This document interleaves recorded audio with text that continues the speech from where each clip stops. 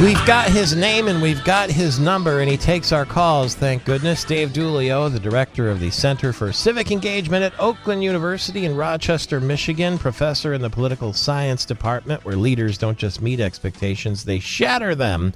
And you can discover your inner leader, too, at Oakland University, or listen to a leader who's on our line right now. It's Michael Patrick Shields through the AT&T microphones with Dave Dulio. Welcome back to the airwaves, sir. Thanks for having me back, Michael Patrick. Always nice to talk to you. Well, that's nice of you. There's a parlor game going on around here as to who Tudor Dixon will choose as her running mate. And Tory Sachs last week sort of hinted that they're looking at someone in law enforcement. But I read this morning in MERS News that Oakland County Sheriff Michael Bouchard says, if he's asked, no thank you. And he said the same thing to Rick Snyder. You're in Oakland County there. Who do you think the running mate might be? What are you hearing? Anything? Well, I'm glad you broke that news to me this morning, because Mike Bouchard was a name that had crossed my mind. I think it's got to be somebody from not has to be, but I think it's going to be somebody from Southeast Michigan, just for some geographical diversity on the Republican ticket there. Plus, it's where the vast, huge portion of the votes are going to be cast in November. How about somebody like Mike Bishop? I know that you're speaking very locally when you speak of him, and you probably have a relationship with him. But is he still, a viable, known entity? It's been a while since he was on the ballot and has been sort of central in Michigan politics. But I think he's viable. I think he's somebody that Tudor Dixon could rely on, and I'm not trying to make a case for him, but I think that or argue for him. But I think he brings a lot of strengths to the ticket. Can she win anyway? Well, here's the interesting part about this, right? It's similar to a vice presidential pick. We spend all this time talking about the right pick and who it's going to be and what they bring to the ticket, but nobody votes for the number 2 slot, right? So if folks are going to vote for Tudor Dixon, they're going to vote for Tudor Dixon. They're not going to vote for who she picks as her running mate.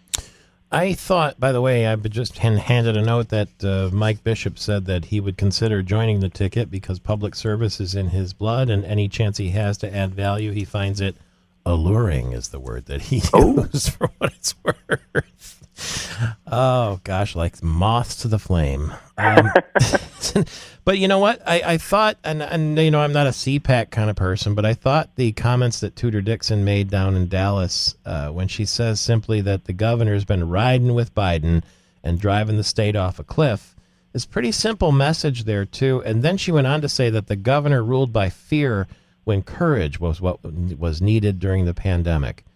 If you just went around and said that for the next 2 months, it seems like simple and effective, no?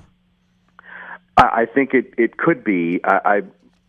The numbers that get my attention are the governor's current approval ratings among independents, and they're at or near 60%. I think that's the number to keep an eye on, and it's really interesting to me. Is political scientists know, and as do you, that the midterm is a tough year for candidates from the president's party.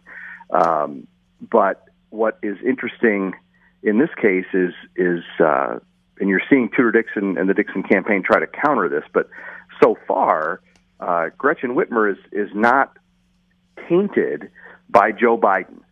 And, what they're going to try to do is tie her to the president and bring those numbers down a bit. And maybe it is something about the pandemic, but I think that's looking pretty far in the rearview mirror. Mm-hmm. I think they're also going to try to do it on the economy and inflation, gas prices, et cetera, et cetera. The fast-breaking news today is that Dana Nessel wants to have a special prosecutor now to look into Matt DePerno, who is going to be the nominee, I think still, for the Republicans, saying that they took some tabulators to hotels in Oakland County and Airbnbs, and they broke into the machines, and they were printing fake ballots, trying to convince people that the 2020 election wasn't what we were hearing it was, and that there may be some criminal charges involved. Isn't this all just rather embarrassing for the state of Michigan? I when I read about this last night, I thought, boy, just another layer of drama that we frankly don't need in our politics and in this upcoming election cycle. I think that it to your point, it's another reason, another instance where the eyes of the nation are going to be on Michigan. I mean, if you can't run an election after all these years, and you have the hubris to think that you're going to take some machines and switch it all around and change the outcome, you're delusional, aren't you? And also, what does that say about the current Secretary of State? And what does it say about the current Attorney General, too? Because she's quite unpopular. It's quite it's Sophie's choice here, isn't it? It's a big mess, is what it is, right? I mean, and it speaks to the state of our politics and where people get into it. I still think to try to help the public and do what's right for the state and do what's best for the state. But sometimes some things that happen really make you wonder. The curious case of Sri Tanadar is quite interesting, isn't it? It looks like he will probably be the congressional nominee from the Detroit area, and that the lack of any black members of Congress, unless John James gets elected and he's a Republican, surprising in Detroit, isn't it? I think to folks outside of Michigan, it would be surprising. I think for those of us that have followed the twists and turns really since the redistricting commission started and continued its work. After we looked at those maps that were finalized, I don't think it was a real surprise. Given who was running where, and I think that, and plus the makeup of the districts. I think everybody who was going to take an honest look at it could have predicted that the number of African American members serving in either the U.S. House or the State House and State Senate was going to decrease. Surprising, too. I see it made national news that Andy Levin and the Levin dynasty comes to an end in a primary. Who would have thought it? Well, I think that one wasn't too much of a surprise for me. I think the margin that Haley Stevens won by was pretty surprising. I mean, it was almost a 20-point margin.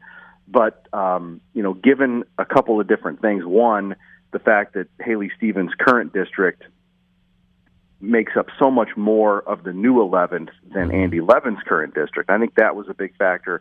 I also think that the fact that Andy Levin ran from the left in that primary hurt him. He's staying true to who he was, but that sort of uber progressive politics isn't Oakland County, right? It also tells me that the Detroit political machine is dead, or at least hibernating. Dave Dulio at Oakland University in Rochester, Michigan. Maybe he'll be the running mate.